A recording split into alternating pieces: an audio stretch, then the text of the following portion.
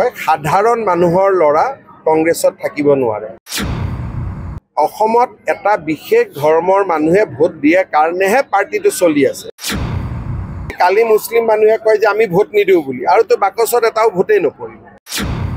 কংগ্ৰেছে তেওঁক ইনচাল্ট কৰি কৰি শেষ কৰি পেলাব।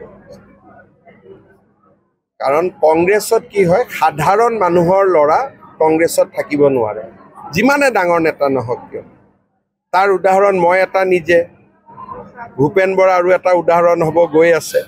তাৰ উদাহৰণ অসংখ্য আছে ভাৰতৰ ৰাজনীতিত। এইটো কংগ্ৰেছৰ এটা দুখে আছে। সৰু মানুহৰ কাৰণে, সাধাৰণ মানুহৰ কাৰণে কংগ্ৰেছ পাৰ্টিটো নহয়। অসমত এটা বিশেষ ধৰ্মৰ মানুহে ভোট দিয়ে কাৰণেহে পাৰ্টিটো চলি আছে, নহ'লেতো সাধাৰণ মানুহ কোনেও ভোটেই নিদিয়ে।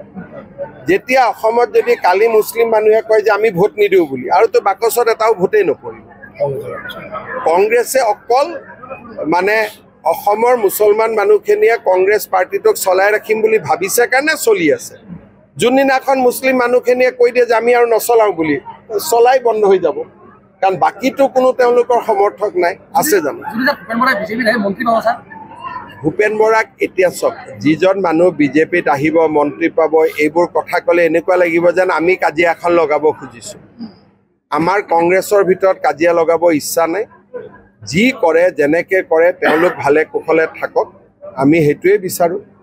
আৰু আমিও ভালে কুশলে থাকোঁ, হয় নহয়? চবেই অসমত ভালে কুশলে থাকক, তেতিয়াই অসমখন ভাল হৈ থাকিব। প্ৰদ্যুৎ বৰদলৈৰ সন্তানে আকস্মিকভাৱে আহি নেতৃত্ব পালে। মই ক'লো নহয় যে পৃথিৱীত কোনো ৰাজনৈতিক দল নাপাব যাৰ সভাপতিও প্ৰাক্তন মুখ্যমন্ত্ৰী ল'ৰা, বিৰোধী দলপতিও প্ৰাক্তন মুখ্যমন্ত্ৰী ল'ৰা।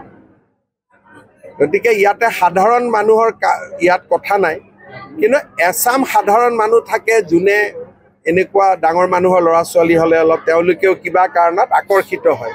সেইবিলাকৰ কাৰণে পাৰ্টিটো চলি থাকে।